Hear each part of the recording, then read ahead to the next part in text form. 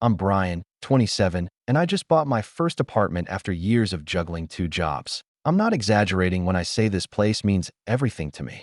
For years, I worked nights stocking shelves at a grocery store after spending my days at an office that barely paid me enough to keep up with rent. My weekends disappeared into overtime, and vacations were something other people posted about on Instagram. I cut back on eating out, stopped buying new clothes unless absolutely necessary, and learned how to make a week's worth of meals stretch on 20 bucks. Every dollar saved had a purpose. Every late night and early morning was fueled by this idea. One day, I'd have a place that was mine.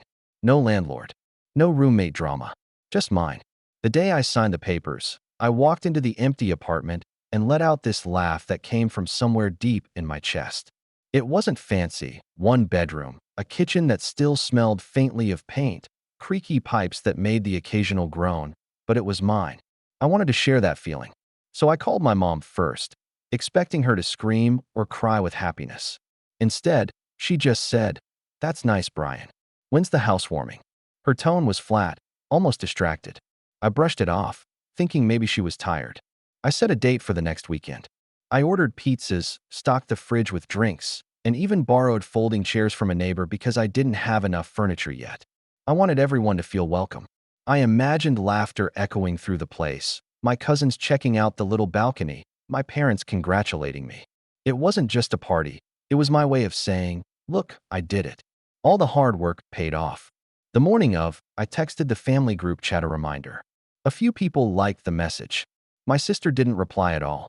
I brushed off the nerves and started arranging the pizzas, making sure the apartment looked as good as possible. By 6 o'clock, I was standing at the window, waiting for someone to pull up. By 6:30, I was still waiting. By 7, my phone buzzed. My cousin had posted a picture of a barbecue on Instagram. Everyone was there. My parents, my sister, aunts, uncles, cousins, even the kids running around with sparklers in hand. The caption read, "Family time. Nothing better than this." I just stared at the screen, the smell of cooling pizza heavy in the air. I tried calling Mom, but it went to voicemail. Same with Dad. I even texted my sister. Nothing. The apartment was quiet, except for the hum of the fridge. I sat at my little table, 3 large pizzas untouched, soda bottles unopened, and for the first time in years, I felt the kind of loneliness that sits heavy on your chest. I didn't even touch the food. I just sat there, scrolling through picture after picture of everyone laughing at my cousin's barbecue, the kind of laughter I had dreamed would fill my place. Around 9, my phone finally rang. Mom's name lit up the screen. I picked up, half expecting an apology. Instead, she sounded casual, almost cheerful. "Hey, Bryan. Your uncle was saying something smart today. He thinks maybe you should put the deed to the apartment in his name. You know, for the family. That way it stays in our circle. It's just safer that way." I remember gripping the phone so tight my knuckles went white. My own mother hadn't shown up to my first real celebration, and instead she was calling to suggest I hand over my apartment to my uncle. She said it like it was nothing, like my years of sacrifice were just a placeholder until someone else in the family decided they wanted a piece of it. I didn't say much. I just listened, my heart pounding in my ears, my stomach churning. She went on about how it would make things easier and how family should share. Then she said the words that made my jaw clench. "You understand, right?" That night, I couldn't sleep. I lay awake staring at the ceiling, my apartment suddenly feeling smaller, colder. Their absence at the party was one thing, but this was different. This was them telling me, plain and simple, that my sacrifices didn't matter, not unless they could take credit or control. I realized, in that moment, that my family didn't see me as someone who had achieved something. They saw me as a resource. And I couldn't shake the thought. If they were bold enough to ask for the deed now, what else would they try to take later? I didn't know what to say to Mom yet. I didn't know how to respond. But I knew one thing for sure. Something inside me had shifted. That was the night I stopped seeing my family the way I used to. And it was just the beginning of what came next. I didn't call Mom back that night. I couldn't. Every time I picked up the phone to type something, my hands froze. What do you even say when your own mother suggests handing over the deed to your home like it's some spare chair in the garage? I thought maybe, just maybe, she would realize how insane it sounded and call again the next day with an apology. But no apology came. The next morning, my phone buzzed with a notification from the family group chat. My uncle. Yes, The very one Mom thought I should sign the deed over to, had posted a picture of himself flipping burgers at the barbecue, captioned, "Nothing like family sticking together." Do you know what cut the deepest? My mom had commented with 3 red heart emojis. My sister chimed in with, "Best night ever." And me? Not a word. "No, sorry we missed your party." "No, congrats, Bryan." Not even a thumbs up. It was like my celebration had never existed. I didn't say anything, but the silence between me and my family grew heavy. A few days later, Mom called again, casual as if nothing had happened. "So, Bryan, did you think about what I said? What you said about giving Uncle the deed?" I asked flatly. "Yes," she replied, her tone sharp, like I was being slow. "It's just the responsible thing to do. He's older. He knows how to handle property. You're still young. It's not good for one person to hold all the power in the family." I laughed, but it wasn't out of humor. "Mom, I worked for years to afford this place. Why would I sign it over to him?" Her sigh was long, disappointed, the same sigh I used to hear when I got a B instead of an A in school. "You're being selfish, Bryan. Family comes first. You think we didn't sacrifice for you? You think you did this all alone?" That word, selfish, lodged itself in my chest like a thorn. Was it selfish to want the one thing I worked my entire 20s for? The apartment wasn't just walls and windows. It was the sleepless nights, the stress headaches, the times I skipped meals to save.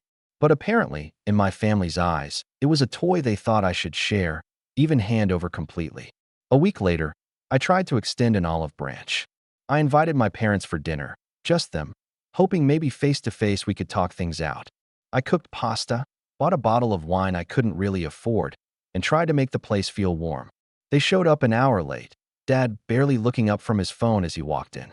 Mom scanned the apartment like she was inspecting it for flaws. "It's small," she said, wrinkling her nose. "But nice for now, I suppose." Throughout dinner, the conversation circled back again and again to my cousin. "Did you hear Jason might get promoted at work?" Jason's barbecue was such a success, everyone came. Jason's kids are doing so well in school.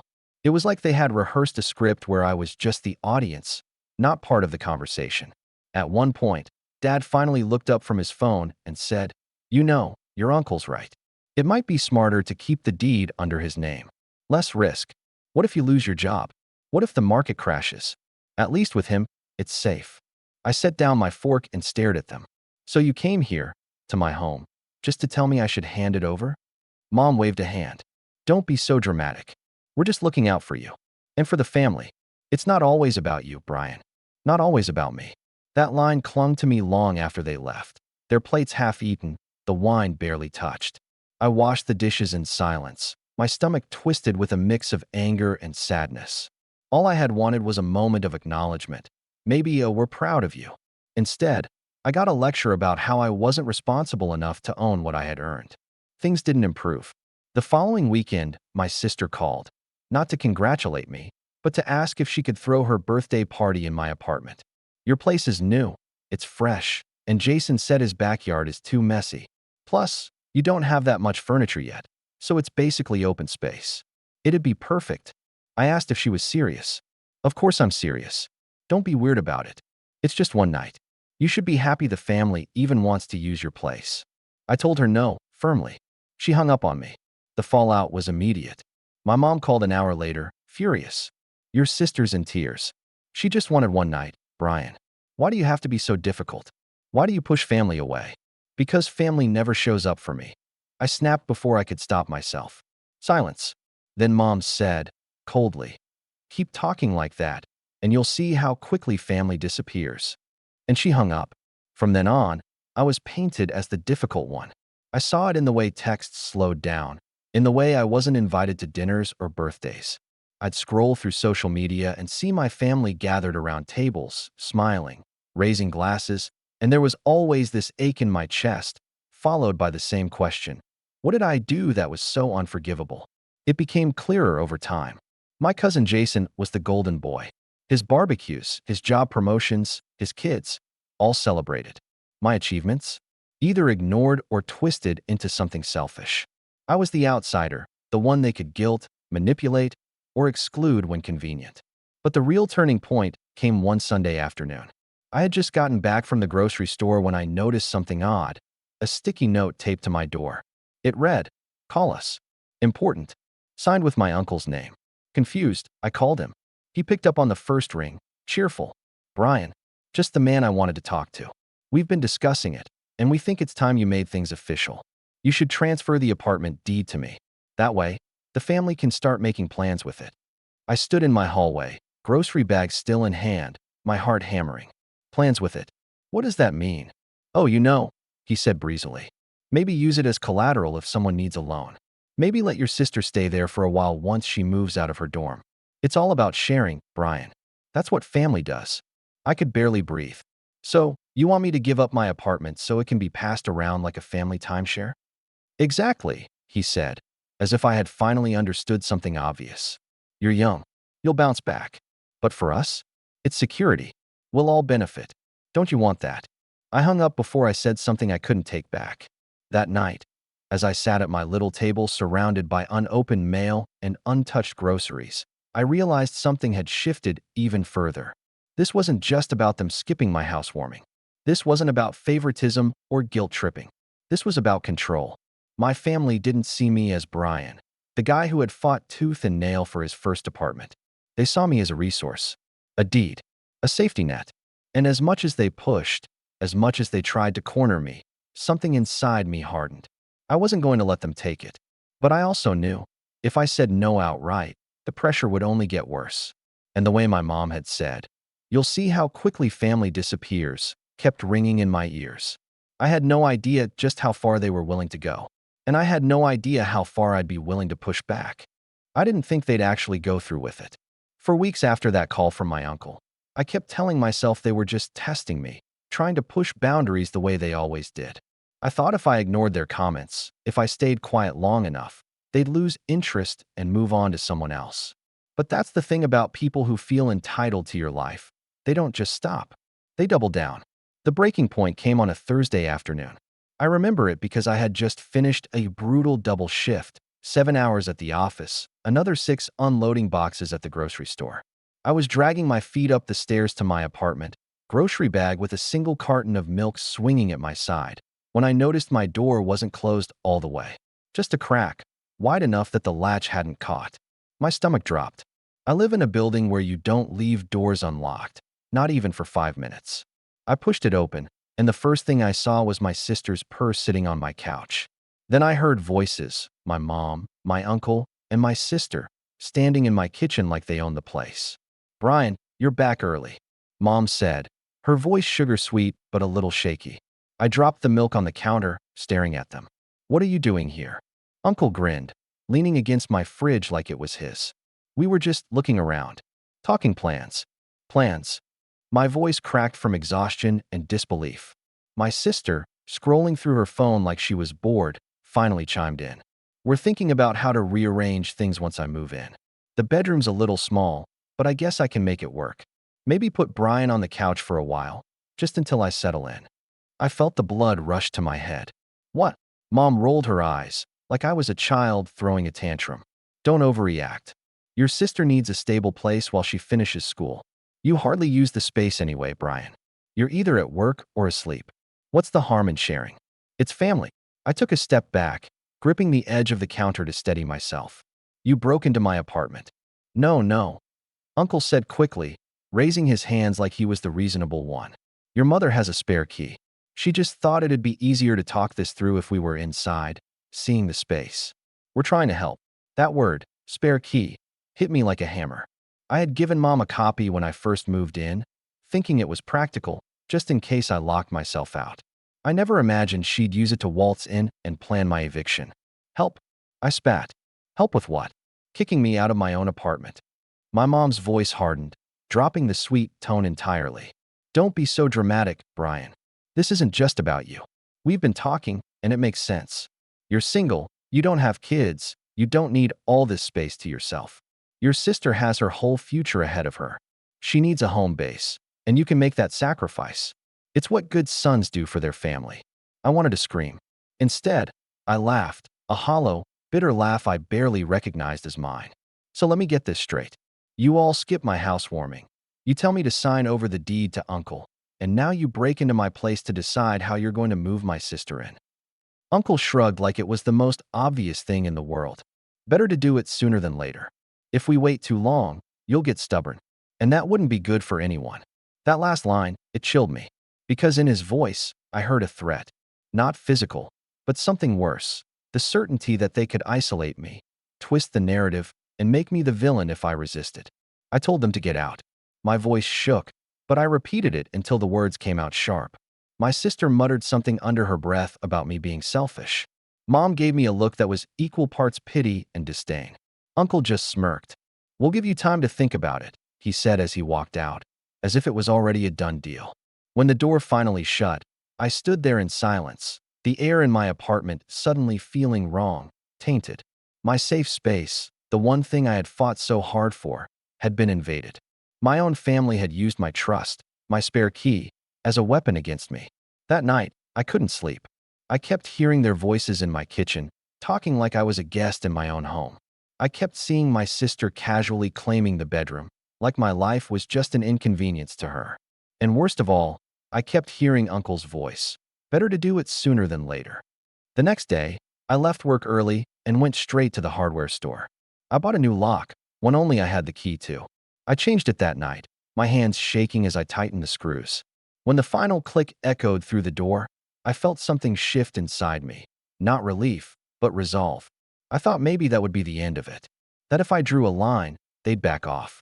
But I underestimated them. 2 days later, I came home to find a note slipped under my door. It was from my mom, written in her neat, looping handwriting. "We need to talk. You're making things harder than they have to be.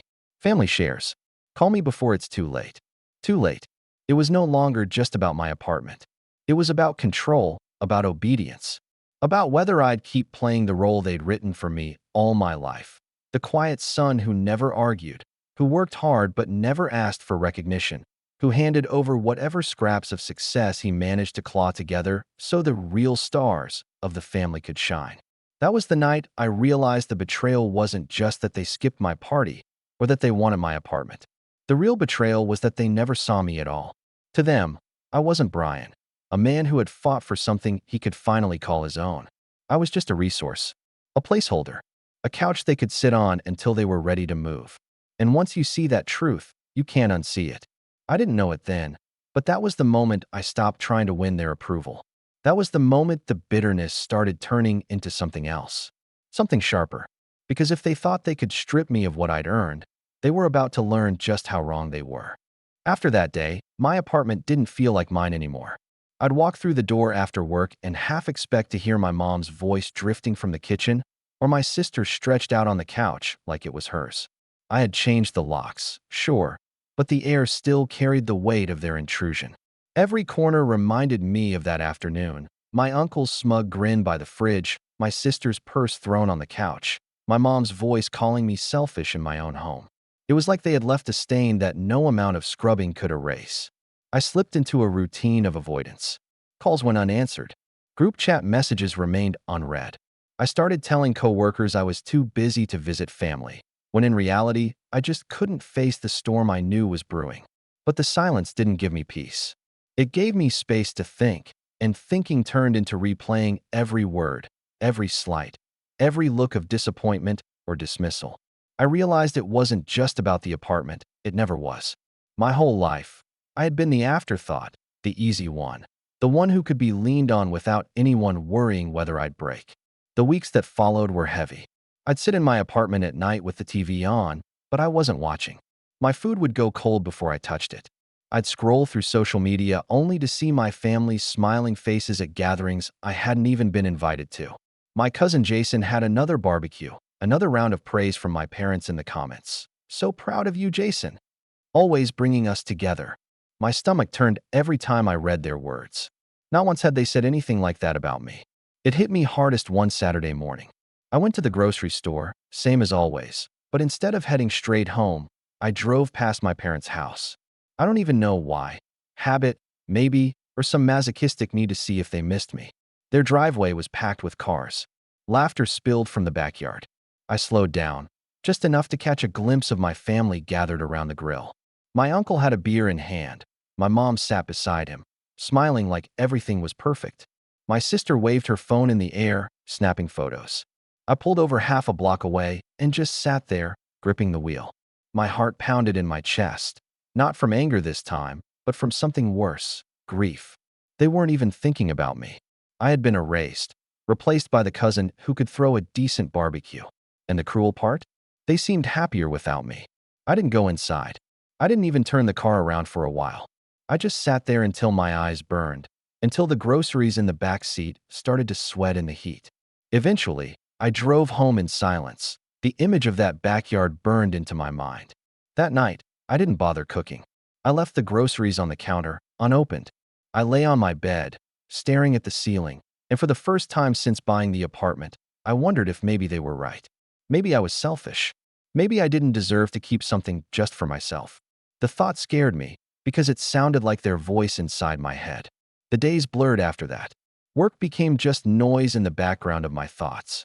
I'd smile when customers asked for help at the grocery store, nod during meetings at the office, but my mind was somewhere else entirely. I'd catch myself staring at my phone, thumb hovering over mom's contact, tempted to call and apologize. For what? I didn't even know. Just to stop feeling this heavy emptiness. But every time I thought about caving, I remembered that moment in my kitchen. My sister casually laying claim to my bedroom. My uncle saying it'd be better to do it sooner than later. My mom calling me selfish for wanting to live in the space I had bled for. And I'd put the phone down. The real breaking point, the moment that shoved me all the way down, came a few weeks later. My dad called out of the blue. His voice was oddly cheerful. "Hey, Bryan. We're having a little get-together this weekend. You should come." Something in me sparked, a pathetic flicker of hope. Maybe they had come around. Maybe they wanted to make peace. "Where is it?" I asked. "At Jason's place," Dad said. Of course. I hesitated. "And why invite me now?" There was a pause, then Dad chuckled. "Your uncle says it's time we all sat down and sorted this apartment thing. Don't be stubborn, son. Bring the deed papers, we'll talk it over like adults." My hand tightened on the phone until my knuckles hurt. That was the only reason they wanted me there. Not to see me, not to celebrate me, but to pressure me. To corner me in front of everyone until I gave in. I told them I'd think about it. Then I hung up and threw my phone across the couch. That weekend, I didn't go. I stayed home, blinds drawn, the sound of distant fireworks echoing through the night. When I checked my phone later, the group chat was flooded with pictures of the family meeting. My sister had even posted a photo of an empty chair at the table with the caption, "Guess who's too selfish to show up?" That broke me. Not the invasion, not the threats, not the casual dismissal. That picture, that empty chair labeled as me. Like I wasn't just absent, I was a joke. I spent the next week in a haze. I went to work. I came home. I avoided mirrors because I couldn't stand looking at myself. I had fought so hard for this apartment, for this life, and now it felt like I was losing both. But somewhere in the middle of that fog, a thought began to form. It was faint at first, fragile, but it grew stronger every time I saw another message or another photo. Maybe I couldn't make them see my worth. Maybe I couldn't force them to respect me. But I didn't have to keep playing their game. Late one night, I sat at my kitchen table, pen and notebook in hand. For the first time, I started writing things down. Plans, ideas, tiny sparks of rebellion. I wasn't ready to act yet, but just putting it on paper gave me a strange sense of power. Quiet, small, but real. Because if they were going to treat me like an outsider, maybe it was time I stopped fighting to be let in. And if they thought I was going to roll over and hand them everything I worked for, maybe it was time I showed them just how wrong they were. But before any of that, I had to sit with the pain. I had to sink to the bottom, let it press down on me until I couldn't breathe, because only then would I know what it meant to rise back up. And as I sat there in that silence, pen hovering over paper, I realized something important. The next move would be mine. When you hit the bottom, you start to see things differently. That's what surprised me most.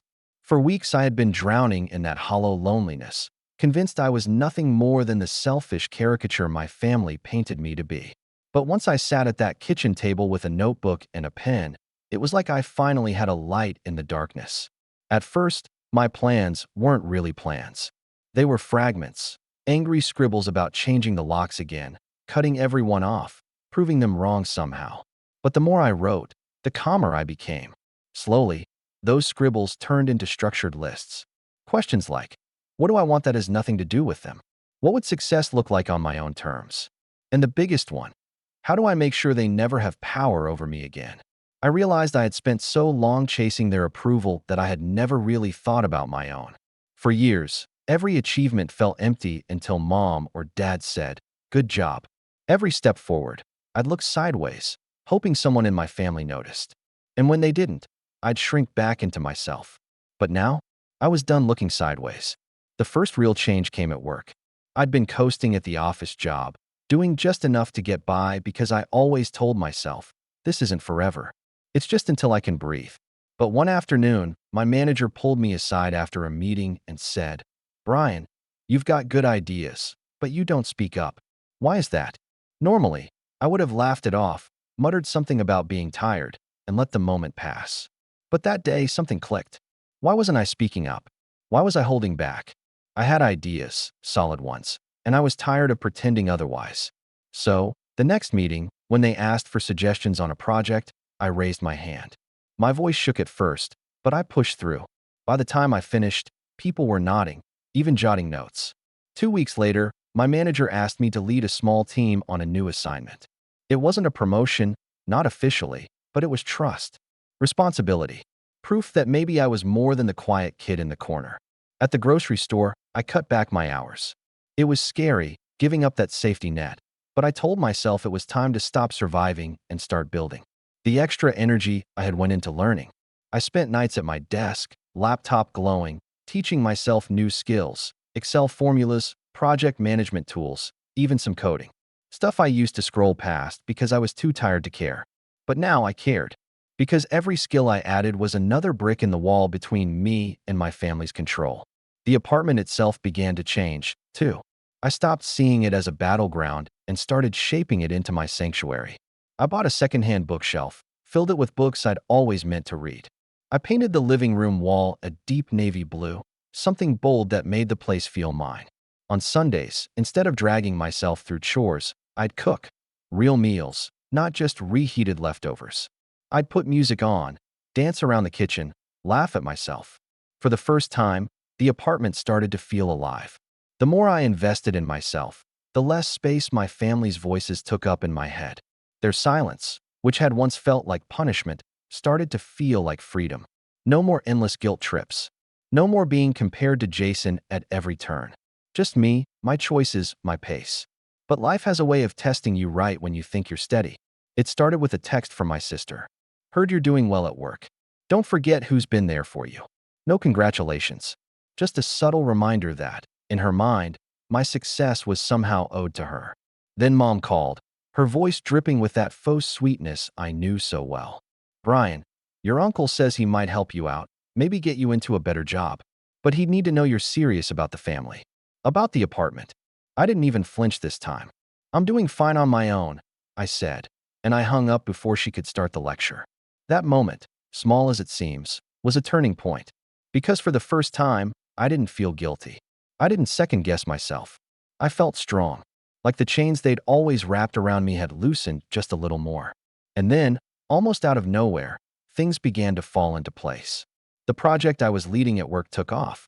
My team hit deadlines early, clients were happy, and my manager called me into her office with a smile. "Bryan, I think it's time we talked about a formal promotion." I walked out of that office buzzing. It wasn't just the title or the pay raise, though both were huge for me. It was the validation that didn't come from family, but from my own effort, my own growth. It was proof that I could thrive without them. With the promotion came a better paycheck. I started putting money into savings again, not just scraping by. I paid off a lingering credit card debt, then treated myself to something I never thought I'd have the nerve to buy. A sleek new laptop, the kind I'd always admired but never justified.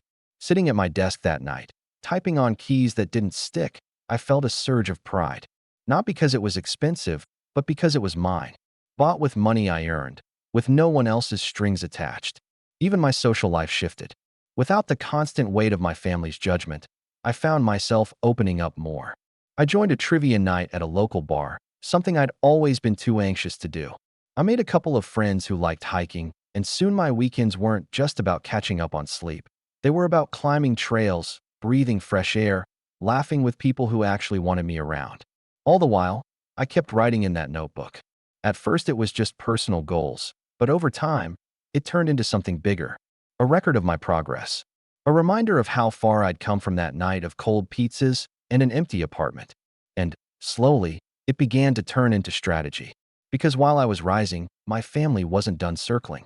I could feel it in their occasional texts, their half-hearted attempts to pull me back in. But now, I wasn't scared of them anymore. I wasn't desperate for their approval. If they wanted to play games, I was ready. One evening, after a long day at work and a satisfying run, I sat on my balcony with a cup of tea and watched the sun set over the city. For the first time in years, I didn't feel like I was surviving. I felt like I was living. And somewhere deep inside, a quiet certainty began to grow. They had underestimated me. If they thought they could push me into submission, they were about to find out just how much stronger I had become. The rise gave me breathing room. For the first time in my life, I wasn't running on fumes. I had money set aside, a promotion at work, a few real friends who didn't treat me like a background character. But most importantly, I had clarity. I could finally see my family's tactics for what they were: patterns of control disguised as love, obligation wrapped in guilt. And when you see the strings, you can start cutting them. It started small. One evening, I was scrolling online when I stumbled across an article about property rights and ownership. I had never thought much about the legal side of things before. I figured once I signed the deed, that was that. But this article talked about how common it is for family disputes to end up in court. Siblings fighting over houses, uncles trying to hold property for safekeeping. It sounded exactly like the nonsense my family had been pulling. So I started researching. Not just casual Googling, but deep dives into forums, government sites, even videos from lawyers breaking down worst-case scenarios. I learned about fraudulent transfer claims, the importance of notarized documents, and, most importantly, how to protect your property from being contested. I even found a local law firm that offered free consultations. Out of curiosity, I booked one. Sitting across from the attorney in his crisp gray suit, I laid it all out. The skipped housewarming, the pressure to sign the deed over, the break-in. He listened quietly, hands steepled, then leaned back in his chair. "Bryan, let me be blunt. You have nothing to worry about as long as you don't willingly sign anything. The deed is in your name. Your rights are protected. They could scream until their voices go hoarse, but they can't take this apartment from you unless you hand it to them." Relief washed over me. But then he added something that made my stomach tighten. That said, families like this often rely less on law and more on pressure. Emotional manipulation. Smear campaigns. If they feel entitled enough, they'll find other ways to make your life miserable until you give in. I left the office with two things: certainty that I wasn't crazy for feeling threatened, and the seed of an idea. If my family wanted to treat me like a pawn, then maybe it was time I learned how to play chess. The next few months became a quiet transformation. Outwardly, I kept my head down, still polite when they called, still neutral in the group chat. But underneath, I was building. I funneled extra savings into an emergency account under a different bank, one my family didn't know about. I updated my will, not because I had much, but because it felt symbolic, proof that my decisions were mine alone. At work, the promotion turned into something bigger. My manager pushed me into a leadership training program, the kind that came with networking opportunities. I found myself in rooms with people who weren't just coworkers, but potential allies. People who saw me as Bryan, not the selfish one. It was empowering to be valued for my skills rather than my silence. And then came the unexpected stroke of luck. One of the friends I'd met through trivia nights, Alex, turned out to work in real estate. Over beers one night, I vented a little about my family's obsession with my apartment. He laughed and said, "They're wasting their time. But hey, if you really want to throw them off, there are ways. Ever thought about putting your place into an LLC?" I blinked. An LLC? Like a company? Exactly. People do it all the time for rental properties. It separates your personal assets from the property. Legally, it becomes its own entity. Your family wouldn't even know how to touch it without jumping through 10 layers of hoops. That idea lodged itself in my brain and refused to leave. Over the next week, I researched every angle of it. It wasn't cheap, but it was doable. And more than that, it was elegant. My family thought they were circling prey, but in reality, the walls were already going up. In parallel, I started keeping records. Screenshots of texts where they hinted at taking the apartment. Notes about every call, every comment. Copies of the note my uncle had left on my door. At first, I did it just for my own peace of mind. But soon I realized it was ammunition. If things ever escalated, I wouldn't just be defending myself. I'd have proof of their schemes. Of course, my family didn't know any of this. To them, I was still the quiet Bryan they could push around. They proved it one Sunday when my mom called, her tone sharp. "We're having dinner at Jason's tonight. Come. We need to talk about the apartment again." I went, not because I wanted to, but because I needed to see their faces to remind myself of what I was up against. As soon as I walked in, it was the same routine. Jason's kids running around, everyone praising him for some new work project, my mom beaming like he hung the moon. I sat at the corner of the table, silent, until my uncle cleared his throat. "So, Bryan," he said, too loud, making sure everyone heard. "Have you come to your senses yet? Ready to do what's right for the family?" All eyes turned to me. I could feel the weight of their stares, the anticipation of my surrender. I smiled. Not the nervous, shaky smile they were used to, but something steadier. "I'm still thinking about it," I said calmly. Murmurs rippled around the table. My mom looked relieved, my sister smirked, and my uncle leaned back with a satisfied nod. They thought they were winning. But inside, I was already steps ahead. That night, as I drove home, their voices faded into the background of my thoughts. All I could hear was the echo of the lawyer's words. "As long as you don't sign anything, they can't take it from you." And Alex's advice about the LLC. And my own growing certainty that if my family wanted a game, I was finally ready to play. By the time I pulled into my parking spot, the plan was forming. Protect my apartment legally. Build my independence financially. Collect evidence quietly. And when the time was right, when they least expected it, show them just how powerless they really were. Because for the first time in my life, I wasn't just reacting. I was preparing. And something told me, deep in my gut, that the moment to act was coming sooner than I thought. When I say the shift was quiet, I mean it. Nobody in my family noticed it happening, because they never looked close enough to notice me in the first place. That's what gave me the advantage. They were too busy congratulating Jason, too busy scheming behind my back, to see that I was no longer the same Bryan they thought they could guilt into submission. The LLC was the first real move. I sat in Alex's office one Thursday afternoon, signing papers with a steady hand. By the time we were finished, the apartment was no longer legally under Bryan, the selfish son. It belonged to a separate entity, one shielded from family meddling.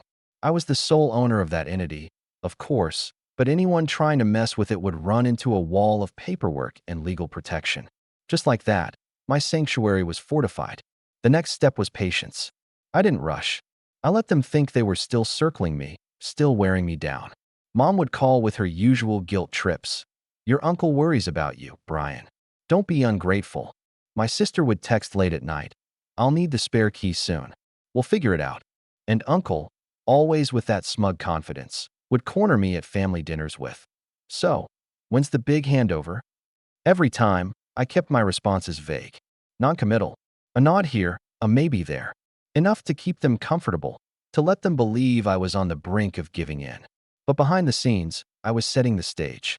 I had been collecting evidence for months, screenshots, notes, even a recording or two when they slipped up and said too much. I wasn't planning to go to court unless I had to, but I wanted the insurance.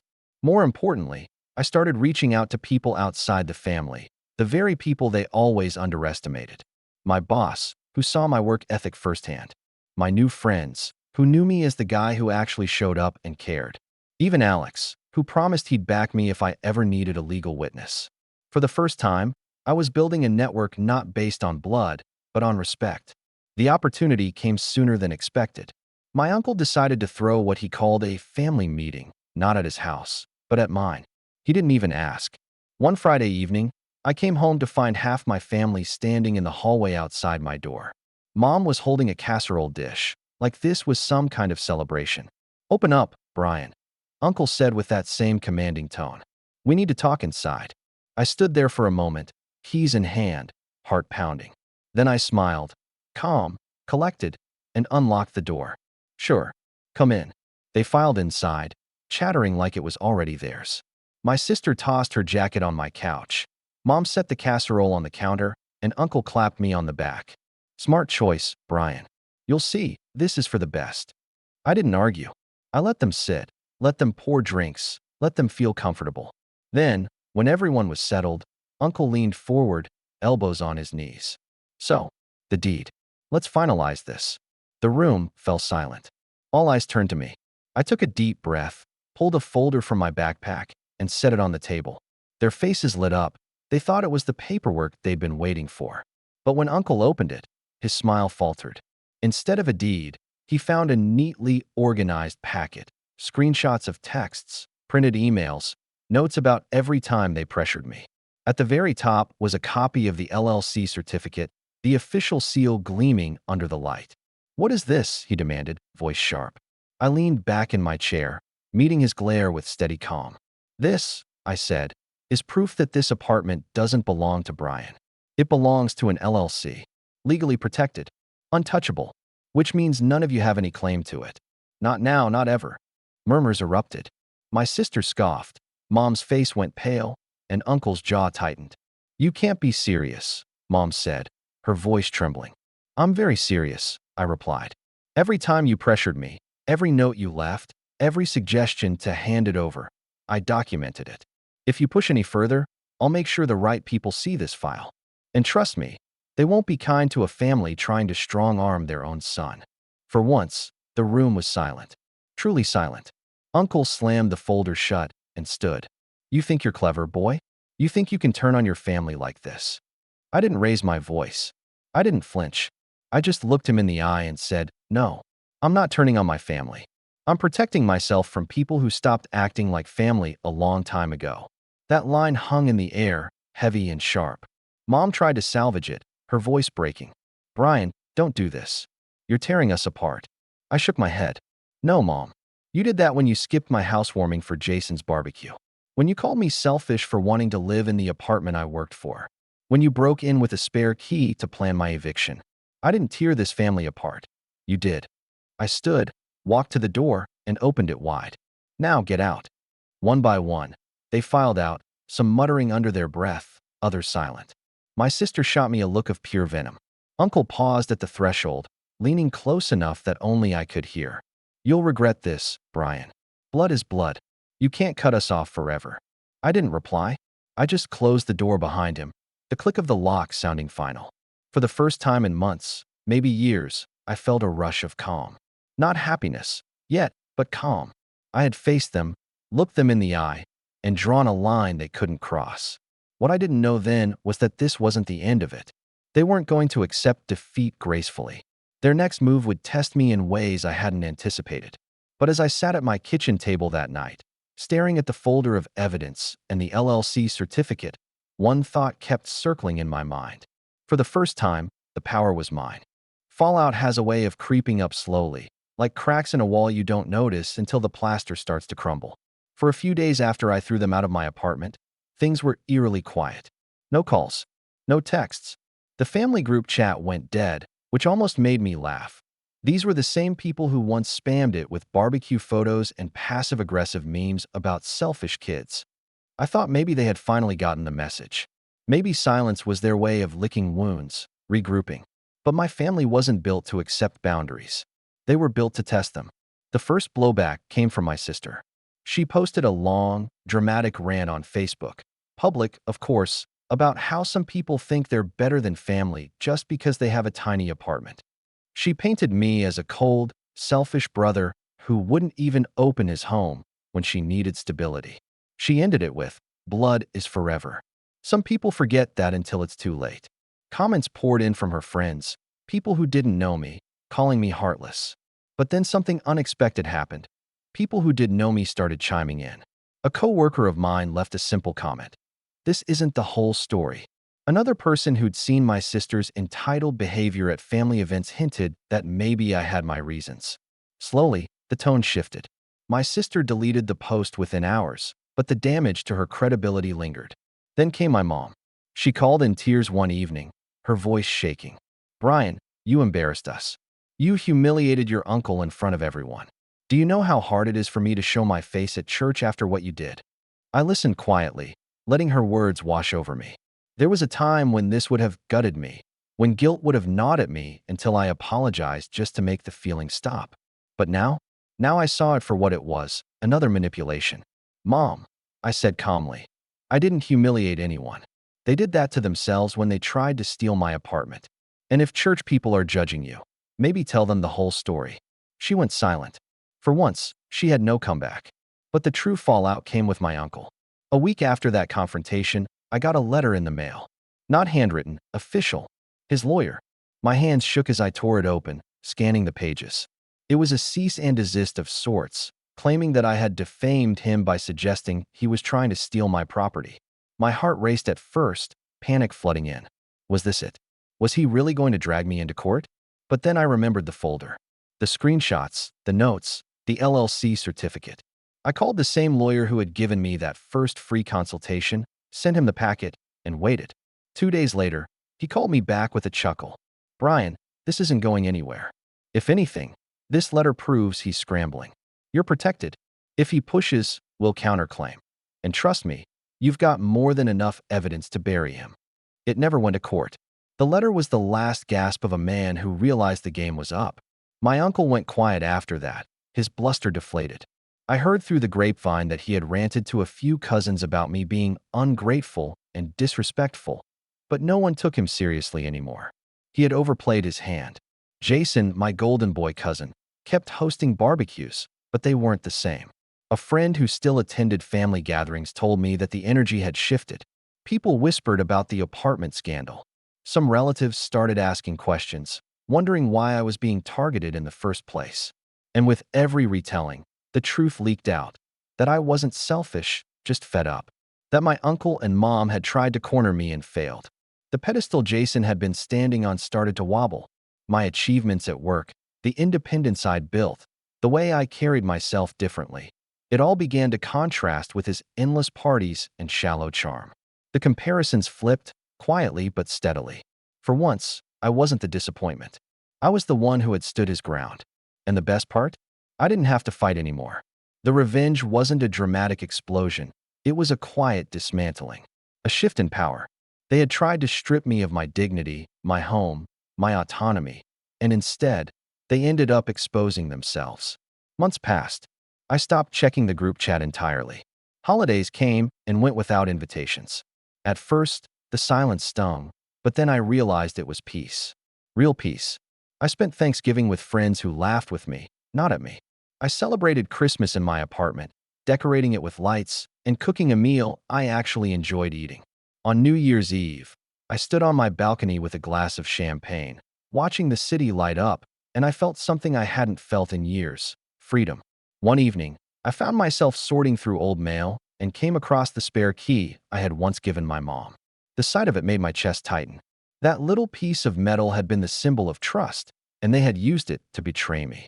I walked it down to the building's dumpster, tossed it in, and felt a weight lift from my shoulders as it clanged against the bottom. The final nail in the coffin came not from me, but from them. My dad, who had stayed mostly silent throughout, called one night. His voice was quieter than I remembered. Bryan, he said, your mom's upset. Your uncle's still angry. But I think you did the right thing. It floored me.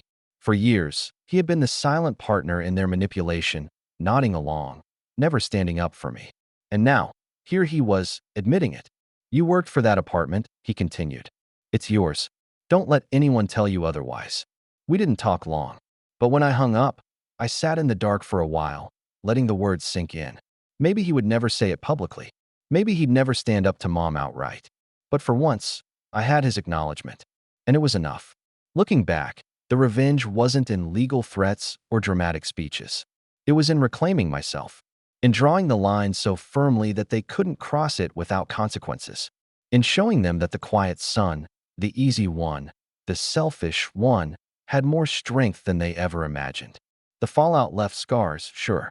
I don't pretend otherwise. But it also left space. Space for growth, for peace, for a life defined on my terms. And every time I unlock my apartment door, walk into the home I built with my own sweat and sacrifice, I feel the quiet satisfaction of knowing this. They tried to take everything from me. But in the end, I took back everything that mattered. And I'll never let them touch it again.